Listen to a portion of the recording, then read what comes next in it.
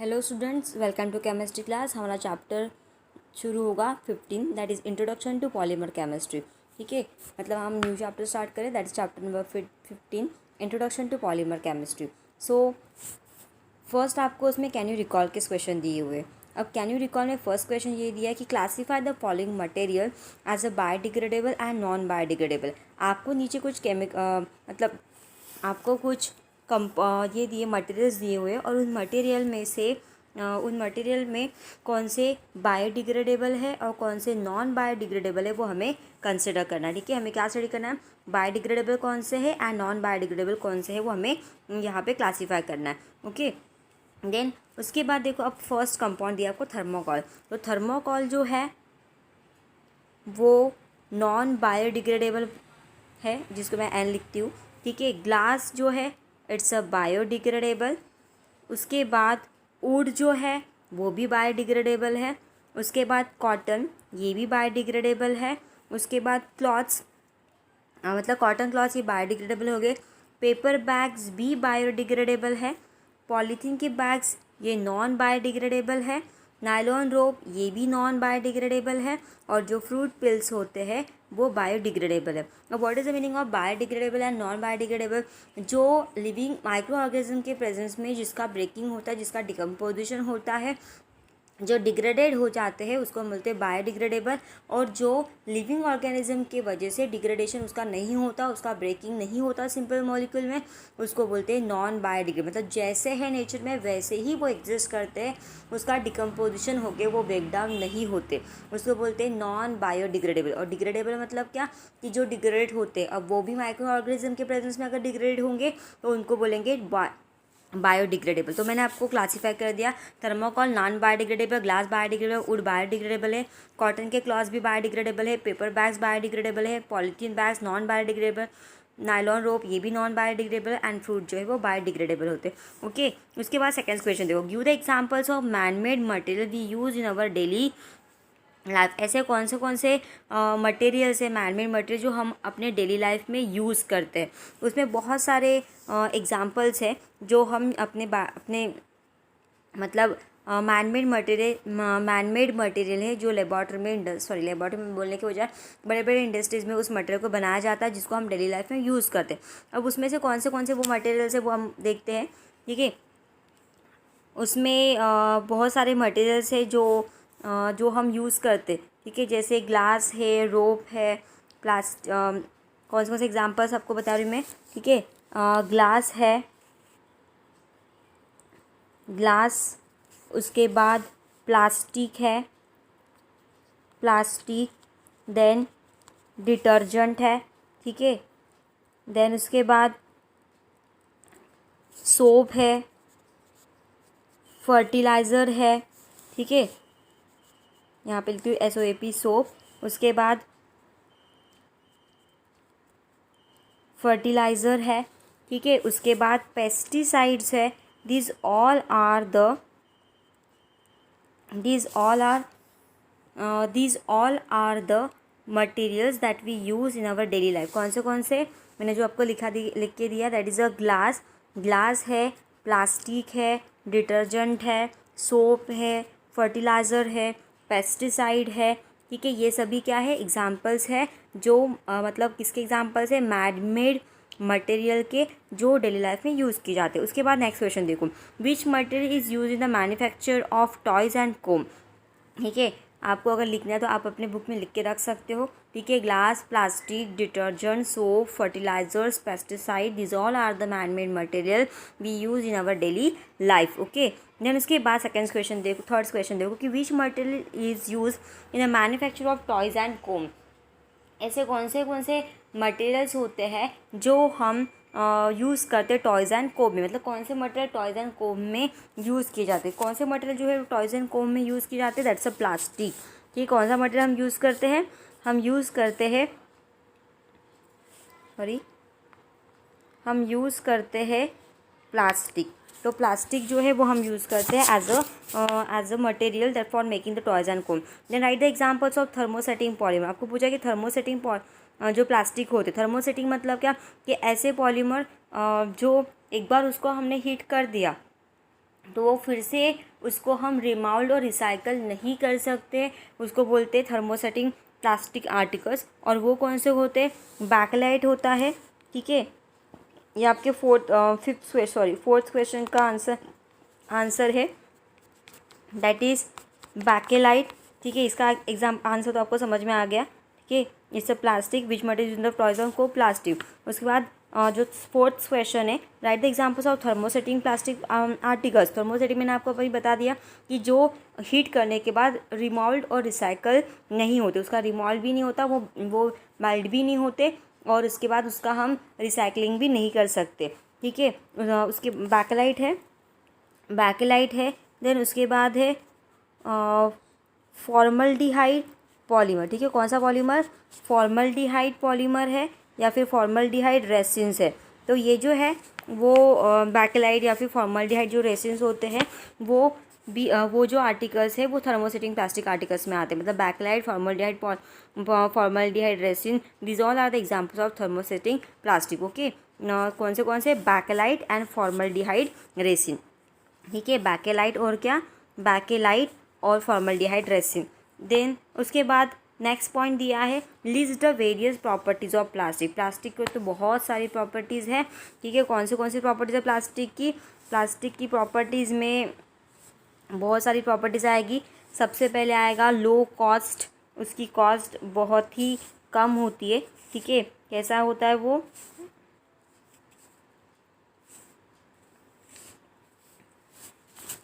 कैसे रहेगा? Low cost उसकी रहेगी, ठीक है। और साथ में लो कॉस्ट है। देन नेक्स्ट प्रॉपर्टी जो है उसकी, that is easy to handle. कैसा है वो? ईजी टू हैंडल करने के लिए बहुत ईजी होता है। उसके बाद ड्यूरेबल होता है, ठीक है। ड्यूरेबल मतलब जो बहुत दिन तक आपको काम में आएगा, that is durable in nature. Then उसके बाद है strong for their weight, electrically and thermally. कैसा होता है? Electrically and thermally. इलेक्ट्रिकली और थर्मली कैसा होता है? वो इंसुलेटिव होता है, मतलब उसका कोई इफेक्ट उसके ऊपर होता नहीं है, इंसुलेटिव नेचर का होता है। उसके बाद करोजन फ्री होता है, केमिकल्स करोजन फ्री रहता है। केमिकल्स जो है मतलब करोजिव टू केमिकल्स करोजन होता है। उसके बाद रेजिस्टेंस टू शॉक भी होता है, ठीक है। कौन? प्लास्टिक जो है it is resistance to shock को रेजिस्ट करता है, अवॉइड करता है। उसके बाद केमिकल्स को अवॉइड करता है।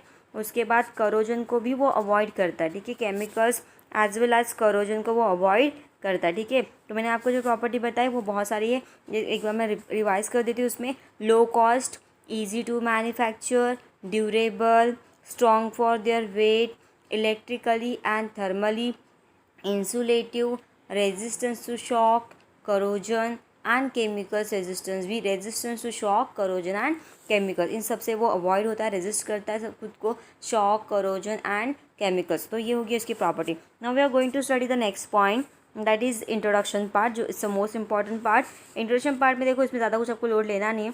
इंट्रोडक्शन में आपको यही दिया कि today the overall development of polymer science and technology has enriched the human life.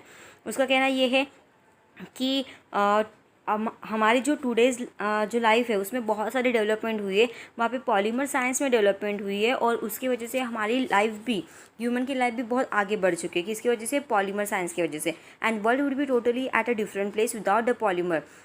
और आपको ये भी पता है कि उस पॉलीमर के वजह से हमारा जो वर्ल्ड है वो एक डिफरेंट जगह पे गया है। जैसे उसमें हम आर्टिफिशियल फाइबर, प्लास्टिक्स, इलास्टोमर जो है इस टाइप के पॉलीमर्स का यूज़ करते हैं, ठीक है। इसलिए कि the world would be at the totally different place without polymer as artificial fibres, plastic and elastomer. मतलब हम बिना पॉलीमर के हमारा जो वर्ल्ड है वो कहीं और ही जगह पे होता, क्योंकि हमारे पास इतने अच्छे अच्छे पॉलीमर्स जैसे आर्टिफिशियल फाइबर्स है, प्लास्टिक है, इलास्टोमर्स है, जो हम बहुत ज़्यादा यूज़ करते हैं। And from the thrown away candy wrapper to the artificial heart, ठीक है। ये जो है मतलब उसका स्टार्टिंग देखिए, हम पॉलीमर कहाँ कहाँ पे यूज़ करते हैं, जो हम कैंडी का रैपर फेंकते हैं वो रैपर से लेकर जो आर्टिफिशियल हार्ट जो होता है वहाँ तक मतलब इस सब चीज़ों में हम पॉलीमर को यूज़ करते हैं। Polymer touch our life as does no other class of material. Polymer हमारी लाइफ को टच करता है, इनफैक्ट हमारे लाइफ में उसका बहुत ज़्यादा इंपॉर्टेंस है, क्योंकि उसके बिना हमारा काम ही नहीं होता, क्योंकि हम बहुत सारे पॉलीमर कंपाउंड यूज़ करते हैं। In short we are living in the world of polymer. आप ये भी बोल सकते हो कि हम किस में, कौन से वर्ल्ड में रहते हैं, हम पॉलीमर के वर्ल्ड में रहते हैं।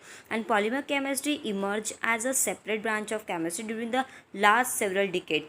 ठीक है, due to voluminous knowledge built in the field and the ever increasing application everyday life. इसमें ये कहा है कि पॉलीमर केमिस्ट्री जो है वो एक साइंस की, एक केमिस्ट्री की एक सेपरेट ब्रांच है, जिस जो during the last several decades से हम उसको बोल रहे कि मतलब polymer chemistry emerges as a separate branch of chemistry during the last several decade. बहुत सालों से पॉलीमर को केमिस्ट्री की ब्रांच कंसिडर किया, बिकॉज उस फील्ड में, पॉलीमर के फील्ड में बहुत सारा नॉलेज बिल्डअप होते ही जा रहा है। बहुत सारे पॉलीमर्स जो है वो डिस्कवर हुए, जिसका हमारे एवरीडे लाइफ में बहुत ज़्यादा एप्लीकेशन है। इसके वजह से उसकी एक सेपरेट ब्रांच जो है वो बहुत दिनों के पहले से बनाई गई है। उसके बाद chemically polymers are complex. Chemically अगर देखा जाए तो केमिकली पॉलीमर कैसे होते हैं, कॉम्प्लेक्स होते हैं, मतलब बहुत ज़्यादा कॉम्प्लिकेटेड स्ट्रक्चर उसका होता है। ठीक है, उसके बाद जाइंट मैक्रोमोलिक्यूल। अब जाइंट मैक्रोमोलिक्यूल मतलब क्या, कि बहुत बिगर मॉलिक्यूल वो होता है, उसको बोलते हैं giant macromolecule. And made from the repeating unit. वो किससे बना होता है, रिपीटेटिंग यूनिट से, मतलब एक ही यूनिट पूरे स्ट्रक्चर में आपको अगेन एंड अगेन रिपीट होते हुए दिखता है। मतलब एक ही यूनिट जो है वो बहुत सारे यूनिट के साथ ज्वाइन होकर एक बहुत बिगर मॉलिक्यूल बनाता है, एक मैक्रो मॉलिक्यूल बनाता है, जिसको हम जाइंट मैक्रोमोलिक्यूल भी बोलते हैं। और वो जो एक छोटा यूनिट, स्मॉलर यूनिट, जिसके वजह से पूरा कॉम्प्लेक्स पॉलीमर बनता है, ठीक है, उस छोटे से यूनिट को हम बोलते हैं मोनोमर। इसका मतलब ये है कि बहुत सारे मोनोमर्स एक दूसरे के साथ जॉइन होके क्या बनता है, पॉलीमर बनता है। ठीक है, पॉलीमर कैसे बनता है, जब बहुत सारे monomers, more number of monomers join to form, ठीक है, more number of monomers join to form a polymer। वो क्या फॉर्म करेगा, पॉलीमर को फॉर्म करेगा। मतलब बहुत सारे मोनोमर एक साथ ज्वाइन होते हैं और हमें क्या मिलता है, पॉलीमर मिलता है। ठीक है, और मोनोमर क्या है, एक स्मॉलर यूनिट है जो अगेन एंड अगेन आपके पूरे पॉलीमर में आपको रिपीट होते दिखे। इन दैट केस हम ये बोल सकते हैं कि बहुत सारे मोनोमर एक दूसरे के साथ ज्वाइन होकर पॉलीमर बनता है। एंड मोनोमर ये रिपीटेटिंग यूनिट है, that is called the structural repeating unit, जो अगेन एंड अगेन आपके स्ट्रक्चर में रिपीट होते हुए दिखेगा, आपके मॉलिक्यूल में आपको अगेन एंड अगेन रिपीट होते हुए दिखेगा। और जैसे बहुत सारे मोनोमर ज्वाइन होकर आपको एक बहुत बिगर मॉलिक्यूल मिलता है, दैट्स कॉल्ड द पॉलीमर। अब पॉलीमर जो है, it's a term originate from, ये जो टर्म पॉलीमर्स है वो कहाँ से ओरिजिनेट हो रही है, it's originate from the Greek word that is poly meaning many. Poly का मतलब होता है many, and MERS meaning part होता है यूनिट। मतलब पॉलीमर जो है बहुत सारे छोटे छोटे यूनिट से, छोटे छोटे पार्ट से बना होता है। आपको अभी मैंने बताया था कि छोटा पार्ट, छोटा यूनिट, इसको हम क्या बोलते हैं, मोनोमर्स बोलते हैं। मतलब इनफैक्ट पॉलीमर बहुत सारे मोनोमर को ज्वाइन करके बनता है, बहुत सारे पार्ट को ज्वाइन करके बनता है, बहुत सारे यूनिट को ज्वाइन करके बनता है। ठीक है, तो हमने ये ग्रीक वर्ड से उसको ओरिजिनेट किया इस वर्ड को। And interlinking of many unit constitute the polymer. इतना अभी बताया कि बहुत सारे यूनिट एक दूसरे के साथ इंटरलिंक होके क्या बनाते हैं, पॉलीमर्स को बनाते हैं। देन उसके बाद देखो next point, the polymers are high molecular mass macromolecule. Polymer कैसा होता है, बहुत ज़्यादा हायर मॉलिक्यूलर मास का मॉलिक्यूल होता है, वो भी macro, not a micro. Micro मतलब क्या, कि जो हमें नेकेड आई से दिखता नहीं, इसलिए हम उसको अंडर द माइक्रोस्कोप देखते हैं। अब ये मैक्रो मॉलिक्यूल है। मैक्रो मतलब जो हमें नेकेड आई से भी आराम से दिख जाएगा, और उसका मॉलिक्यूलर मास बहुत ज़्यादा होता है। It's ranges from 10⁻³ to 10⁻7 unit. इतने रेंज तक उसका मॉलिक्यूलर मास जो है वो रहता है, इस रेंज में रहता है। 10⁻³ से लेकर 10⁻7 यूनिट तक उसका मॉलिक्यूलर मास रहता है, और बहुत ज़्यादा हाई भी होता है। Then both inorganic as well as organic polymers are known. और पॉलीमर जो है वो दो, पॉलीमर में बहुत सारे टाइप्स होते हैं, बट हमें इनऑर्गेनिक टाइप के भी पॉलीमर्स पता है, एज वेल एज हमें ऑर्गेनिक टाइप के पॉलीमर भी पता होते हैं। ठीक है, मतलब both inorganic as well as organic polymers are known. हमें दोनों टाइप के पॉलीमर्स पता है, इनऑर्गेनिक भी और ऑर्गेनिक भी polymer. And in this chapter we will study some इस चैप्टर में हम बहुत सारे टाइप के पॉलीमर स्टडी करने वाले हैं। In this chapter we are going to study the aspects of organic polymer. Organic polymer के एस्पेक्ट्स क्या है, इनफैक्ट हम ऑर्गेनिक पॉलीमर क्या है ये हम स्टडी करने वाले हैं। And you have learn in the chapter number 14, हमने you have learn in the chapter number 14 about the carbohydrate. हमने चैप्टर नंबर 14 में कार्बोहाइड्रेट के बारे में स्टडी किया है, प्रोटीन्स के बारे में स्टडी किया है, न्यूक्लिक एसिड के बारे में स्टडी किया है, and which are important organic biopolymers playing crucial role in the living world. ठीक है, हमने चैप्टर नंबर 14 में कार्बोहाइड्रेट्स क्या है, प्रोटीन, एक्चुअली आपको ये पता है कार्बोहाइड्रेट्स क्या होता है, प्रोटीन्स क्या होता है, न्यूक्लिक एसिड क्या होता है, और ये सभी इंपॉर्टेंट ऑर्गेनिक बायोपॉलीमर्स है। बायोपॉलीमर्स मतलब क्या कि जो बायो के मतलब लिविंग ऑर्गेनिज्म की मदद से उसका बायोडिग्रेडेशन होता है, इसलिए वो बायोपॉलीमर्स है and that playing a crucial role in the living world. आपको ये पता है कि इस कार्बोहाइड्रेट का, प्रोटीन का, न्यूक्लिक एसिड का बहुत क्रूशियल, बहुत इंपॉर्टेंट रोल होता है लिविंग वर्ल्ड में। उसके बिना तो लिविंग थिंग जो है वो सर्वाइव नहीं कर पाएंगे। ठीक है, देन उसके बाद देखो next point, in this chapter we will consider a mainly man made organic polymer with reference to aspect जैसे टाइप्स, प्रिपरेशन एंड एप्लीकेशन। इस चैप्टर में हम बहुत सारे मैन मेड ऑर्गेनिक पॉलीमर को कंसिडर करने वाले हैं।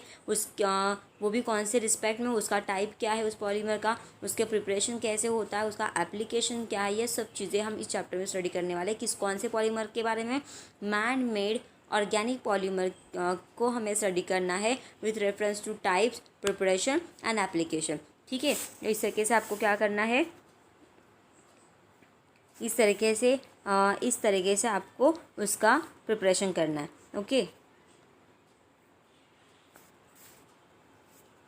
नेक्स्ट पॉइंट देखो, इसके बाद आपको डूइनो का पॉइंट दिया। आपको पता है कि Nobel prize for pioneering work in a polymer, तो ये जो वर्क हुआ है उसमें बहुत सारे साइंटिस्ट को नोबेल प्राइज़ भी मिला। They receive the Nobel prize for that, मतलब जिन्होंने पॉलीमर केमिस्ट्री में वर्क किया है तो उसको नोबेल प्राइजेस भी मिला है। तब ऐसे कौन से साइंटिस्ट है उसके बारे में आपको यूएनओ के पॉइंट में दिया है, तो आप इसको ओवरलुक करो तो आपको उसकी आइडिया आ जाएगी। ठीक है, देन उसके बाद हम नेक्स्ट टॉपिक के ऊपर मूव करते हैं।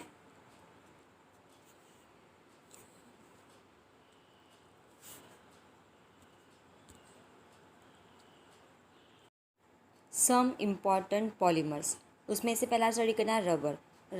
रबर जो है वो एक टाइप का इलास्टोमर है।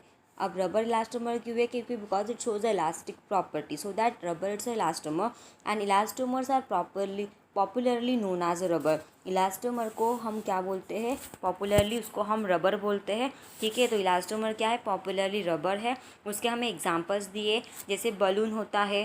ठीक है, देन शू सोल्स होते हैं, शू के मतलब शूज़ के शू के सोल्स होते हैं, टायर्स होते हैं। उसके बाद सर्जन ऑपरेशन के टाइम पे जो ग्लव्स यूज़ करते हैं, it's also made up of rubber.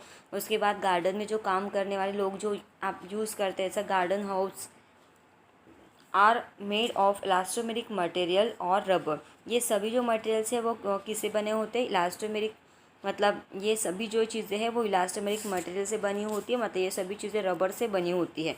कौन सी, balloons, shoe soles, tyre, surgeon gloves, garden hose, these all things are made up of elastomeric material that shows the elasticity that gets stretched and return to its original position, that means they are the rubber, वो क्या है, सभी rubbers है। उसके बाद natural rubber, and what is natural rubber, natural rubber जो है it's made up of number of monomers. ठीक है, मोनोमर्स से बना होता है। तो इसमें दिया है कि monomers of natural rubber is isoprene, और जो नेचुरल रबर में जो हम मोनोमर यूज़ करते हैं वो कौन सा होता है, the monomer of natural rubber is what, isoprene. Isoprene को हम दूसरे नाम से कैसे देखेंगे, 2-methyl-1,3-butadiene, उसका हम स्ट्रक्चर देखेंगे। ठीक है, अब आपको नाम के अकॉर्डिंग पता चलता है कि ये क्या है, 2,3-ब्यूटाडाइन, मतलब natural rubber number of monomer से बना है। और नंबर ऑफ मोनोमर मतलब कौन से monomer, it's made up of number of isoprene unit, that is it made up of 2-methyl-1,3-butadiene। तो ब्यूटाडाइन मतलब क्या, कितना कार्बन होता है, 4 कार्बन, 1 2 3 एंड 4, ऐसे 4 कार्बन है। और फर्स्ट एंड थर्ड में डबल बॉन्ड है, तो आपका ये फर्स्ट कार्बन इसमें डबल बॉन्ड है, और उसके बाद ये थर्ड कार्बन उसके भी ऊपर डबल बॉन्ड है, और सेकेंड पोजीशन पे आपकी बी ब्रांच अटैच है, तो इसलिए 1,3 ब्यूटा और 2 डबल बॉन्ड है, इसलिए डाइन। तो उसको हम बोलते हैं आइसोप्रीन यूनिट। और ऐसे नंबर ऑफ आइसोप्रीन यूनिट एक साथ ज्वाइन होके आपको नेचुरल रबर मिलता है, इसलिए आइसोप्रीन क्या है, it's a monomer of natural rubber. उसका स्ट्रक्चर भी आपको पता चल गया अभी। अब देखो नेचुरल पॉलीमर का नेचुरल रबर का मॉलिक्यूलर मास बहुत ज़्यादा हाई होता है, ठीक है, and it's a linear polymer of isoprene. वो क्या है, लीनियर पॉलीमर है आइसोप्रीन का, मतलब नंबर ऑफ आइसोप्रीन के यूनिट लीनियर फैशन में एक दूसरे के साथ ज्वाइन होके एक लीनियर पॉलीमर बनता है, इसलिए नेचुरल रबर क्या है, it's a linear polymer of isoprene. और उसका जो मास है इट्स वैरी फ्रॉम 130,000 से लेकर 340,000 तक उसका मॉलिक्यूलर मास वैरी होता है। दैट मीन्स उसमें कितने मोनोमर रह सकते हैं कि उस नेचुरल रबर में 2000 से लेकर 5000 टाइप के मोनोमर्स जो है आइसोप्रीन जो है वो प्रेजेंट रहेंगे, ठीक है। अब उसके बाद देखो नेक्स्ट पॉइंट आपका ये आपको दिया हुआ है कि एग्जैक्टली ये जो नेचुरल रबर है वो कैसे बनता है। तो ये देखो नेचुरल रबर का आपको जो स्ट्रक्चर ड्रॉ करके दिया है उसमें हम पहले 1,3-ब्यूटाडीन के बारे में देखेंगे। अब देखो आपको मैं एक मॉलिक्यूल के बारे में बताती हूँ, 1,3-ब्यूटाडीन। 1,3-ब्यूटाडीन कैसे ड्रॉ करेंगे हमें पता है ऑलरेडी, CH2 डबल बॉन्ड, उसके बाद C, उसके बाद CH3, हाँ ठीक है, उसके बाद again CH and again CH2, ये हो गया आपका एक मॉलिक्यूल। वैसे ही मैं दूसरा मॉलिक्यूल भी ड्रॉ करूँगी यहाँ पे।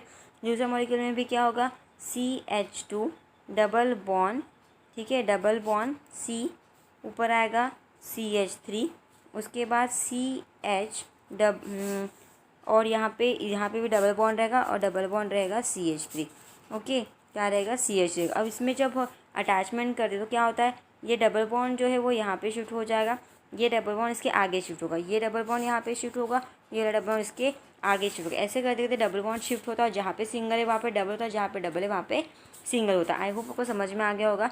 तो क्या होता है यहाँ पे कि जब हम एक मॉलिक्यूल लेते, ठीक है, कौन सा मॉलिक्यूल, ये जो मैंने कहा CH2C, यहाँ पे आपका CH3, देन यहाँ पे आएगा डबल बॉन्ड CH ये आपका हो गया 1,3-ब्यूटाडाइन। एक्चुअली इट्स गेटिंग रॉन्ग, यहाँ पे जो है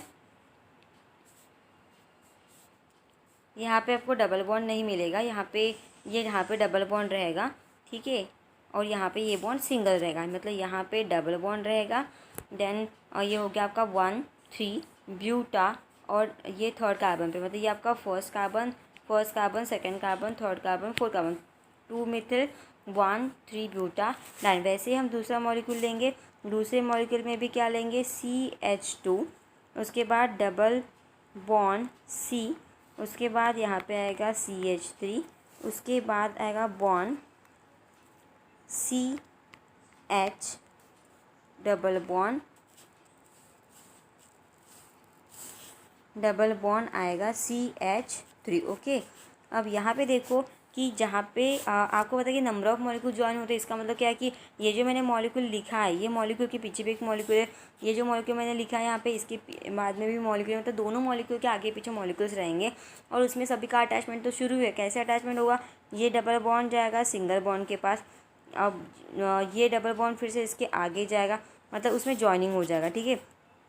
अब ऐसे एक्चुअली कैसे होगा, यहाँ पे ये डबल बॉन्ड यहाँ पे शिफ्ट होगा, डबल का हो जाएगा सिंगल, फिर ये डबल बॉन्ड इसके आगे शिफ्ट होगा, ये इन दोनों के बीच में बॉन्ड बनाएगा, और ये वाला बॉन्ड यहाँ पे शिफ्ट हुआ तो ये वाला बॉन्ड यहाँ पे शिफ्ट होगा, और ये वाला बॉन्ड उसके आगे के मॉलिक्यूल के साथ ज्वाइन हो जाएगा। तो ऐसे करते करते कि जहाँ पे डबल बॉन्ड है वहाँ पे सिंगल बॉन्ड बन जाएगा, मतलब CH2 डबल था तो सिंगल हो जाएगा, C double bond CH single bond CH3, और इसके साथ अटैच रहेगा CH3। तो इस तरीके से आपको ये मिला है। तो आपको याद रखना कि ये जो स्ट्रक्चर लिखा है यहाँ पे, ये वही स्ट्रक्चर जो मैंने अभी आपको बताया, सिर्फ ये है कि उसको थोड़ा फॉर्मेट में अलग लिखा है। वैसे भी मिडल कार्बन में जब आप बॉन्ड शिफ्ट करोगे तो मिडल में डबल बॉन्ड रहता है, एंडिंग में एक CH3 है, एक CH2 है, यहाँ से चेन कंटिन्यू होगी, इसलिए वहाँ पे ऐसा आरो दिया, यहाँ पे H, यहाँ पे CH2, ठीक है। तो ये हो गया आपका रिपीटेटिंग यूनिट। ये अगेन एंड अगेन जब रिपीट होगा तो हर साइड से उसका बॉन्डिंग बनना स्टार्ट होगा, ऐसे एक बहुत बड़ी चेन इसमें बनेगी। किसकी बनेगी, पॉलीमर की, that is called natural rubber की। नेचुरल रबर जो है उस नेचुरल रबर की बहुत बड़ी चेन बनेगी, ओके। तो इस टाइप से आपको इस टाइप से आपको क्या करना है, रिएक्शन करना है। ओके, तो मतलब एक्चुअली आपको क्या करना है, नंबर ऑफ़ मॉलिक्यूल्स को क्या करना है, एक दूसरे के साथ ज्वाइन करना है। नंबर ऑफ मॉलिक्यूल एक दूसरे के साथ ज्वाइन होकर it forms a bigger chain, it forms a bigger molecule. वो क्या फॉर्म करेगा, एक बिगर मॉलिक्यूल फॉर्म करेगा। ठीक है, and that is called the natural polymer, that is the poly isoprene chain. ये जो चेन इसमें बनी है ये नेचुरल रबर है। It's also called the poly isoprene chain, क्योंकि नंबर ऑफ आइसोप्रीन एक साथ जोनों की चेन बने तो उसको हम आइसोप्रीन बोलेंगे। ठीक है, या फिर इट्स पॉली आइसोब्यूटाडीन चेन। देन उसके बाद reaction involve in the formation of natural rubber by the process of addition of polymerization is as follows. अब एग्जैक्टली ये जो नेचुरल रबर की जो इतनी बड़ी चेन बन रही है, तो ये जो चेन है वो चेन कैसे बनेगी इसके बारे में आपको दिया है कि ये जो नेचुरल रबर की इतनी बड़ी चेन हमने जो देखी है वो चेन बनती कैसे, उसमें कैसे रिएक्शंस होती है वो हमें अभी यहाँ पे देखना है। ठीक है, तो यहाँ पे देखो reaction involve in the formation of natural rubber by the process of addition polymerization. यहाँ पे एडिशन पॉलीमराइजेशन के हेल्प से नेचुरल रबर का क्या होगा, फॉर्मेशन होगा। ठीक है, किससे, जो नेचुरल रबर है उस नेचुरल रबर का फॉर्मेशन कैसे होगा, एडिशन पॉलीमराइजेशन की प्रोसेस से। हम क्या करेंगे, नंबर ऑफ आइसोप्रीन के यूनिट को एक दूसरे के साथ ऐड करेंगे। जैसे यहाँ पे एक आइसोप्रीन यूनिट दिया जो मैंने आपको कहा ही था, इट्स अ 1,3-ब्यूटाडाइन। ठीक है, ये जो एग्जाम्पल है ये किसका एग्जाम्पल है, it's a example of isoprene that is one three butadiene. ठीक है, दैट्स आइसोप्रीन यूनिट। इस आइसोप्रीन का जब हम पॉलीमराइजेशन करेंगे तो इसके नंबर ऑफ मॉलिक्यूल जब एक साथ आप एक के बाद राइट करोगे और फिर डबल बॉन्ड को शिफ्ट करते जाओगे, जहाँ पे सिंगल है वहाँ पे डबल बॉन्ड होगा, जहाँ पे डबल है वहाँ पे सिंगल होगा, जहाँ पे बॉन्ड नहीं है वहाँ पे बॉन्ड बन जाएगा। इस तरीके से आपको बॉन्ड का शिफ्टिंग करके नंबर ऑफ मॉलिक्यूल को, नंबर ऑफ आइसोप्रीन को आपको यहाँ पे ज्वाइन करना था। तो यहाँ पे अगर ऐसे ही नंबर ऑफ आइसोप्रीन को यहाँ पे ज्वाइन कर दिया, वो पॉलीमराइजेशन में गया। पॉलीमराइजेशन में जाना मतलब नंबर ऑफ मॉलिक्यूल एक दूसरे के साथ लिंक हो जाना। ठीक है, और वो भी बॉन्ड का शिफ्टिंग करके यहाँ पे सिंपली अटैचमेंट होगा। That process is called as a polymerization. उसको हम क्या बोलेंगे, पॉलीमराइजेशन बोलेंगे। जहाँ पे नंबर ऑफ मोनोमर्स ज्वाइन होकर एक बहुत बड़ा मॉलिक्यूल बनाता है उसको बोलते हैं पॉलीमराइजेशन की प्रोसेस।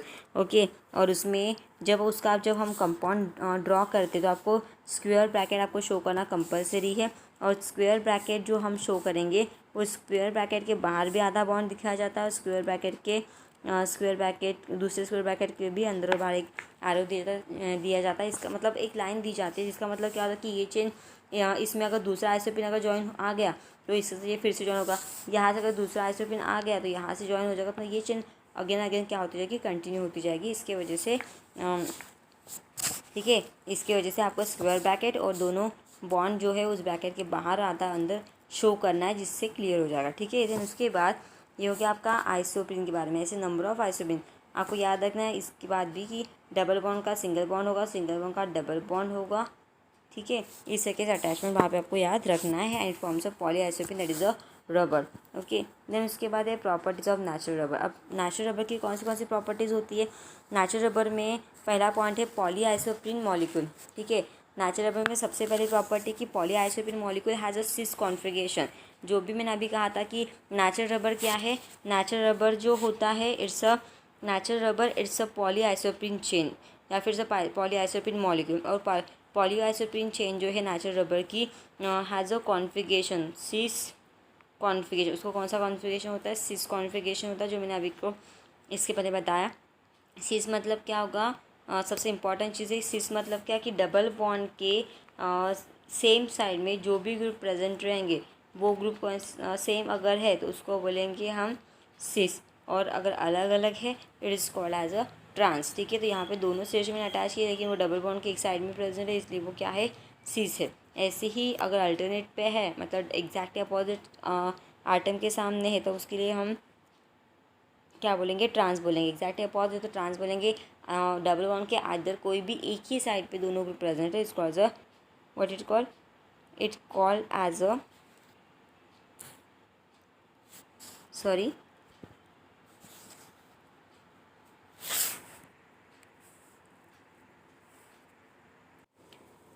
देखो, it consist of various chain held together by weak van der Waals forces and has a coil structure. आपको पता है कि पॉली आइसोप्रीन में नंबर ऑफ आइसोप्रीन की जो मॉलिक्यूल्स है उनका सिस कॉन्फ़िगरेशन। सिस मतलब क्या कि कार्बन कार्बन डबल बॉन्ड के सेम साइड में अगर कोई ग्रुप प्रेजेंट है, सेम साइड है, ठीक है, जैसे ये वाला ग्रुप है, यहाँ पे मैंने अटैच कर दिया कि ये डबल बॉन्ड की एक साइड है, इसमें दोनों ग्रुप कौन से, एक्स ग्रुप है, इसलिए ये क्या हो गया, सीस हो गया। लेकिन अगर दोनों डबल बॉन्ड के एग्जैक्टली अपोजिट साइड में है सेम ग्रुप, जैसे ये सेम ग्रुप है एक अपोजिट साइड में है, उसको बोलेंगे हम ट्रांस। तो इसी से आपको याद रखना, डबल बॉन्ड के सेम साइड में तो सीस बोलेंगे, डबल बॉन्ड के अपोजिट है तो उसको बोलेंगे ट्रांस, ठीक है। तो polyisoprene molecule has a cis configuration, और पॉलीआइसोप्रीन के जो मॉलिक्यूल है उसका सिस कॉन्फिगरेशन होता है। मतलब क्या होता है कि पॉलीआइसोप्रीन के मॉलिक्यूल एक दूसरे के साथ सिस कॉन्फिगरेशन में अरेंज रहता है across the double bond. It consist of various chain, उसमें बहुत सारी चेन्स होती है जो एक दूसरे के साथ हेल्ड होती है, ठीक है। मतलब ये जो पॉलीआइसोप्रीन की चेन है वो एक दूसरे के साथ किस हेल्ड करती होती है by weak van der Waals forces है, मतलब बहुत ही वीकर टाइप के van der Waals forces polyisoprene की चेन में रहते हैं। And has a coiled structure, उसका स्ट्रक्चर कैसे होता है, कॉइल्ड टाइप का उसका स्ट्रक्चर प्रेजेंट रहता है, ठीक है। देन इसके बाद it can be stretch like a spring either exhibit elastic property. इसमें दिया है कि ये जो नेचुरल रबर होते हैं उसको हम स्ट्रेच कर सकते हैं स्प्रिंग के जैसे, और वो इलास्टिक प्रॉपर्टी शो करता है। Now next is a vulcanization of rubber. अब आपको पता है कि वल्कनाइजेशन रबर क्या होता है कि to improve the physical properties of natural rubber. Natural rubber जो हमें मिलता है उस नेचुरल रबर की फिजिकल प्रॉपर्टी, जो नेचुरल रबर है उस नेचुरल रबर की प्रॉपर्टी को, फिजिकल प्रॉपर्टी को इम्प्रूव करने के लिए हम वल्कनाइजेशन की प्रोसेस कैरी आउट करते हैं। किसकी प्रॉपर्टी, नेचुरली जो हमें रबर मिलता है वो स्ट्रॉन्ग नहीं होता, वो बहुत ही वीकर टाइप का होता है, उसको शाइनिंग अपीयरेंस नहीं होता, उसको कलर नहीं होता, ठीक है। इसके वजह से हम क्या करते हैं, नेचुरल रबर की फिजिकल प्रॉपर्टी को क्या करते हैं, इम्प्रूव करते हैं by the process of what, by the process of vulcanization and is carried out in 1839, ठीक है। और वल्कनाइजेशन की प्रोसेस कब कैरी आउट की जाती है, 1839 में कैरी आउट की जाती है, ठीक है। आई होप को समझ में आ गया होगा कि सॉरी रबर का जो वल्कनाइजेशन करते हैं तो ये क्यों करते हैं, to improve the physical properties of natural rubber. Natural rubber की जो फिजिकल प्रॉपर्टीज़ है उसको इम्प्रूव करने के लिए हम करते हैं, ठीक है। और प्रोसेस जो होती है वल्कनाइजेशन की वो कैरी आउट करते हैं in process to improve the physical properties natural rubber, a process of vulcanization carried out. Natural rubber की प्रॉपर्टीज़ को इम्प्रूव करने के लिए हम फिजिकल प्रॉपर्टीज़ को इम्प्रूव करने के लिए वल्कनाइजेशन की प्रोसेस कैरी आउट करते।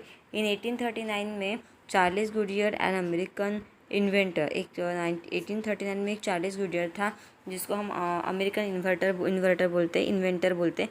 That invented a process of vulcanization, उसने क्या किया कि प्रोसेस ऑफ वल्कनाइजेशन को उसने इन्वेंट किया, डिस्कवर किया। किसने, चार्ल्स गुडियर, जो कि अमेरिकन इन्वेंटर इन्वेस्टर है, ठीक है।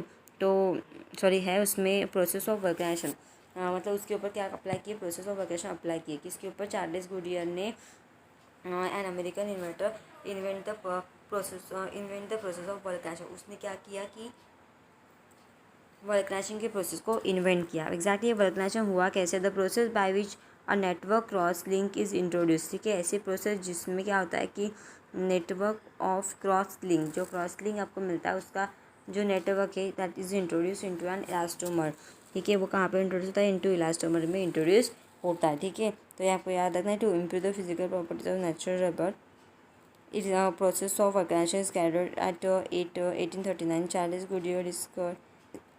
Charles Goodyear an American inverter invent the process of vulcanization.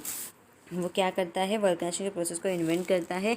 और उसके बाद दिया कि the process by which network of cross link is immediate into an elastomer is called as a vulcanization, ठीक है। प्रोसेस जिससे क्या होता है, network of cross link is introduce, जहाँ पे दो क्रॉस मतलब क्रॉसवर्क लिंक जो है वो इंट्रोड्यूस होना चाहिए into elastomer and in an elastomer. तो आई होप आपको समझ में आ गया होगा कि इसमें क्या होता है कि जो पॉलीमर के प्रोसेस में जो वल्कनाइजेशन हम करते हैं उसमें अलग अलग वहाँ पे अलग अलग क्या होते हैं, इलास्टोमर्स होते हैं, और वो एक दूसरे के साथ जॉइन होंगे बाद वो कैसे जॉइन होंगे, लेकिन जब उसको हम नेटवर्क अप्लाई करेंगे क्रॉस लिंक का, ठीक है। मतलब एक्चुअली वहाँ पे क्या करेंगे हम, एक कार्बन डाइसल्फाइड का नेटवर्क उसमें पास प्रोड्यूस करेंगे, इंट्रोड्यूस करेंगे, तो उसकी प्रॉपर्टी जो है वो मॉडिफाइड हो जाएगी। And this process is called as a vulcanization and the profound effect of vulcanization enhance the properties like tensile. और रबर का वल्कनाइजेशन करने की वजह से, वल्कनाइजेशन करना मतलब क्या कि डाइसल्फाइड बॉन्ड को उसमें इंट्रोड्यूस करना चेन्स के बीच में। चेन किसकी? जो पॉलीआइसोप्रीन चेन है, ऐसी नंबर ऑफ पॉलीआइसोप्रीन चेन को आपको एक साथ रखना है, ठीक है। और उसका हमें क्या करना है, एक साथ रखना इन द सेंस कि हम उसको एक प्रॉपर वे से अरेंज करेंगे और उसमें वल्कनाइजेशन करेंगे, जिससे क्या होगा कि जो लॉन्गेस्ट चेन जो है वो एक दूसरे के साथ क्या होगी, बॉन्ड बनाएगी, ठीक है। और उनका वहाँ पे क्या होगा, वो बॉन्ड बनाएगा। That process called vulcanization. The profound effect of vulcanization enhance the property like tensile strength. मतलब वल्कनाइजेशन करने की वजह से बहुत सारी प्रॉपर्टी इनहांस हो जाती है। कौन सी टेंसाइल स्ट्रेंथ बढ़ जाता है, रबर बढ़ता है, सल्फर ऑक्साइड नहीं, profound enhance the properties like, वो कौन सी प्रॉपर्टी इनहांस करता है, एक टेंसाइल स्ट्रेंथ बढ़ाता है, उसके बाद की स्टिफनेस बढ़ाता है, इलास्टिसिटी बढ़ाता है, उसके बाद टफनेस ऑफ नेचुरल रबर। ये सभी जो प्रॉपर्टीज़ है वो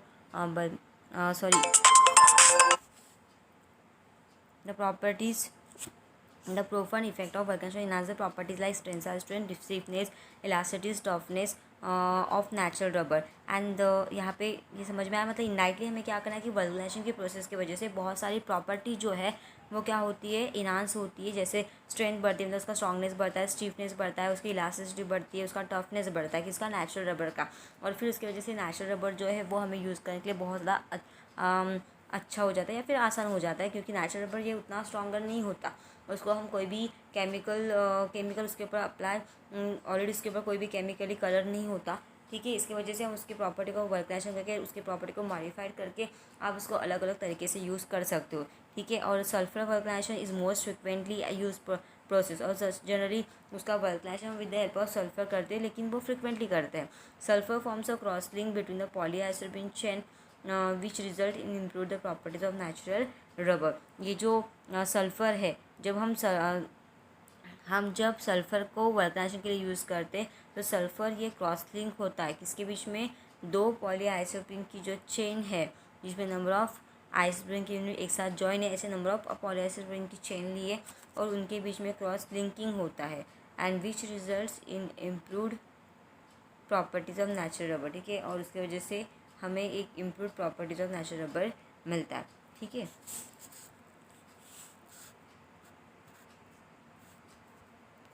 उसमें नीचे एक ड्यूनो का पॉइंट दिया है कि वल्कनाइजेशन जैसे है वो हम कैसे कैरी आउट करते हैं। हम थोड़ा सा इन जनरल उसको देख लेते हैं कि वल्कनाइजेशन हम कैरी आउट करते हैं बाय हीटिंग रॉ रबर। जो भी रॉ रबर है उसको हम हीट करते हैं विद सल्फर पाउडर के साथ इन presence of what, in presence of क्या रहेगा, मतलब वल्कनाइजेशन की जो प्रोसेस हम करने वाले हैं उस वल्कनाइजेशन के प्रोसेस में वल्कनाइजेशन प्रोसेस हमें कैसे कैरी आउट करनी है। वल्कनाइजेशन की जो प्रोसेस है वो उसमें हमें रॉ रबर लेना है, ठीक है। उसको हमें हीट करना है रॉ रबर को विद सल्फ़र के साथ, सल्फ़र पाउडर के साथ, वो भी in presence of some organic compound, ठीक है। कुछ ऑर्गेनिक कंपाउंड के प्रेजेंस में हमें सल्फ़र को रबर के साथ हीट करना है, ठीक है। और उस केस में ये जो ऑर्गेनिक कंपाउंड के प्रेजेंस में हम सल्फ़र को ऐड करें उसको हम बोलते हैं एसिलरेटर एट अबाउट 150 डिग्री सेंटीग्रेड, ठीक है। उस एसिलेटर को हम यूज़ करते हैं वो भी 150 डिग्री सेंटीग्रेड पे। The most common oscillator that is ZBX और जिंक ब्यूटिल xanthanate, ये दोनों है। And by increasing the amount of sulphur का अमाउंट इंक्रीज करके increase the amount of sulphur the rubber can be harden. जितना ज़्यादा हम सल्फ़र रिएक्शन में यूज़ करेंगे उतना वो हार्डन होते जाएगा। तो वो डिपेंड करता है कि हमें कौन से टाइप का सल्फ़र चाहिए, उसमें कितना परसेंटेज सल्फ़र का प्रेजेंट होता है, तो उसमें से मतलब कितना परसेंट उसका यूज़ है, जितना परसेंट उसको लगता है उतना ही परसेंट वो यूज़ करेगा। इसलिए वहाँ पे दिया है कि when the amount of sulphur is raise, amount of sulphur जो है वो रेज हो जाती है 40 to 45% में। सल्फ़र अगर रेज हो गया तो non elastic hard material known as ebonite is form. मतलब अगर हम सल्फ़र का परसेंट बहुत ज़्यादा कर देते, जैसे यहाँ पे दिया कि वो इट्स ऑल अबाउट द मतलब it's up to the 40 to 45 degree centigrade नहीं परसेंट तक, द 40 to 45% तक अगर सल्फ़र का अमाउंट हमने उसमें ऐड कर दिया तो हमें एक नॉन इलास्टिक हार्डन मटेरियल मिलेगा, ठीक है, जिसको हम क्या बोलेंगे, इबोनाइट बोलेंगे। And one or more sulphur atom cross link, one या फिर उससे भी ज़्यादा नंबर ऑफ सल्फर के एटम जो है वो एक दूसरे के साथ क्रॉस लिंक होते हैं। एंड क्रॉस लिंक होते हैं किसमें, टू पॉलीआइसोप्रीन चेन। मतलब यहाँ पे हमें आइसोप्रीन यूनिट नहीं लेना, आपको ऑलरेडी बनी हुई पॉलीआइसोप्रीन की चेन लेना है। और वो पॉलीआइसोप्रीन की जो चेन है वो चेन एक दूसरे के साथ क्रॉस लिंकिंग से अटैच होती है, मतलब उनके बीच में क्रॉस लिंक बनता है। ठीक है, bye opening of double bond. ठीक है, और लिंकिंग कैसे होता है यहाँ पे, क्रॉस लिंकिंग कैसे होता है, हाइड्रोजन बॉन्डिंग कैसे होता है वहाँ पे, डबल बॉन्ड जो है, ठीक है, तो वो double bond and produce 3 dimensional vulcanise rubber. तो यहाँ